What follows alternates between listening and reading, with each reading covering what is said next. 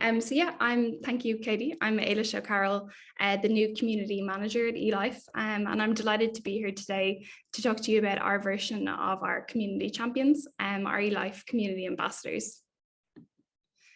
So eLife is a non-profit organisation. It's been pushed forward by funders and led by researchers. And our mission is to help scientists accelerate discovery by operating a platform for research communication that encourages and recognises the most responsible behaviours in science. We now review selected preprints and are pushing ourselves forward as publishers, evaluators and curators of science. And so in doing so have seen our role in promoting and shaping research culture for the better. So to shape research culture for the better, we need to involve our community. So the importance of supporting our community champions is to promote openness, integrity and inclusiveness in research and to create support for early career researchers. We need to importantly keep abreast of the emergent issues that ECR's early career researchers are facing. So in doing so, in wanting to engage with the community, we have set up an early career advisory group that consists of 12 members from every continent in the world. And that was set up in 2014 and plays a significant role in a wide range of activities across eLife. The ECAG members have also pushed forward developing the eLife Community Ambassadors Programme, which I'm going to talk about today, that was founded in 2018. So the eLife Community Ambassadors are volunteers that have pushed themselves forward to grow, maintain and evolve the community to make research culture better for scientists and for science. So as Vanessa and Aracha and Lou have discussed earlier on, our community ambassadors will maintain, grow and also evolve the research community alongside eLife. So maintaining, our ambassadors will support the day-to-day running of the community, and they will also grow, support the growth and extend the impact of our community, our research community. But most importantly, we want our ambassadors to evolve the research culture from what it is at the moment. So you can see here that these are past ambassador initiatives where the ambassadors push forward in their activism phase of the 2 previous cohorts that have been run. So they have maintained various initiatives from environmental sustainability, mental health and wellbeing in academia through to science communication. And they've grown these. So from a handful of initiatives pushed forward to this amount. And we're hoping this year for these to evolve further on. So as Lou discussed earlier on, there are 9 stages from the CSCCE and creating a community champions programme. And we actually are at the very early stages of this at the moment, having just launched our recruitment programme. And we've made a case and we are now pushing forward an inclusive recruitment stage. But saying that, we have built on 2 years of previous programmes, two editions already, that have gone through those 9 stages already. And this year is really built on the feedback from the previous cohorts. So what I would love to talk about now, as Vanessa and Aracha have also discussed, is that in recruitment for ambassadors, diversity is essential for success. So again, the challenge that we have, which echoes both Vanessa and Aracha, is that we want a small enough cohort that the community members can engage with each other and we can engage with them, but also representing as many early career researchers across the world. So we've selected a cohort of, or we will select a cohort of 120 ambassadors. And what we want is to have gender representation and to have researchers who represent underrepresented geographical locations, as well as a diversity of abilities and neurodiversity, having a diversity of sexual orientation. And this year as well, we're including first generation students. We really want all of these voices to be heard and for them to be a mouthpiece in their communities for shaping research culture.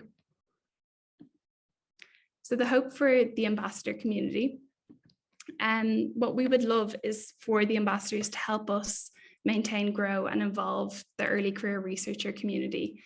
So in eLife, our vision is for openness, integrity, and inclusiveness, and we will depend on the ambassadors to use our vision, but also to help us evolve our vision as well.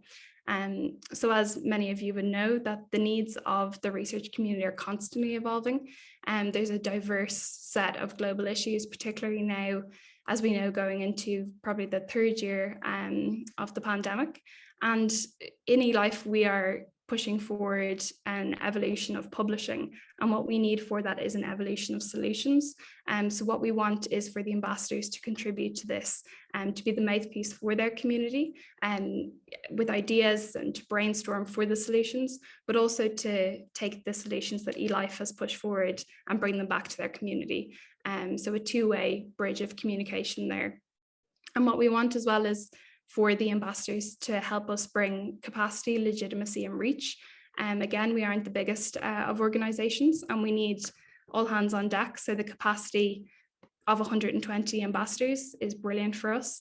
Legitimacy as well, because these are real life researchers who are on the ground and know the problems that they face, so they can inform us what is going on in their communities and how we can help out.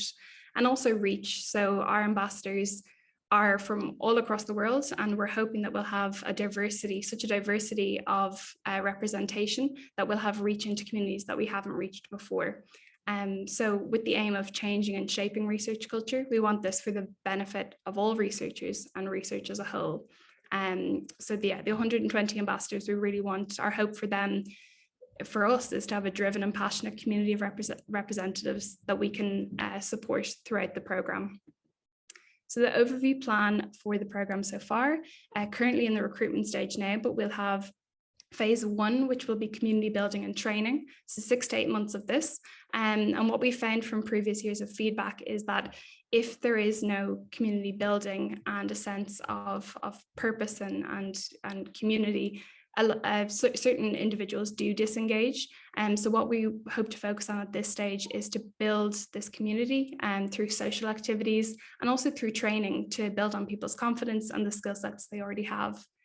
Then the next 10 months of the programme will be activism, where each participant will engage in an initiative that they're driven and passionate about, whether that is, again, sustainability, open access to research, peer review, and the list goes on. And there'll be previous initiatives that have been used before, and also new initiatives that will be brought forward. And then finally, we'll hope to go into phase 3, where we will take stock of everything we've succeeded in bringing forward and celebrate the successes.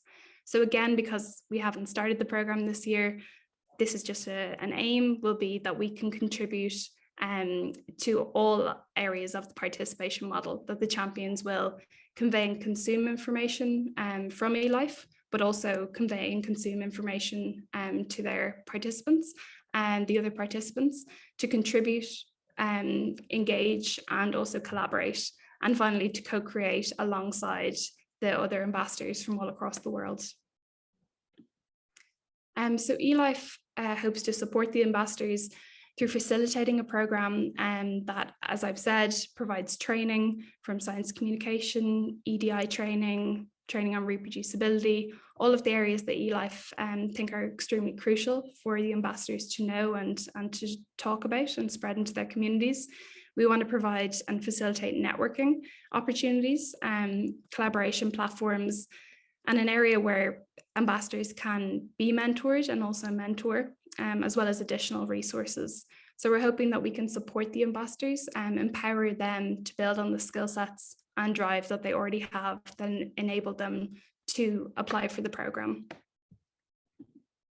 But yeah, so as we are just at the start of the process in this eLife Community Ambassador Programme, if you have any questions, obviously, I look forward to hearing from them. But I also, I'm sure I'll have lots of questions for you guys as well, as we're only at the starting phases of this exciting time with our new community members. Thank you.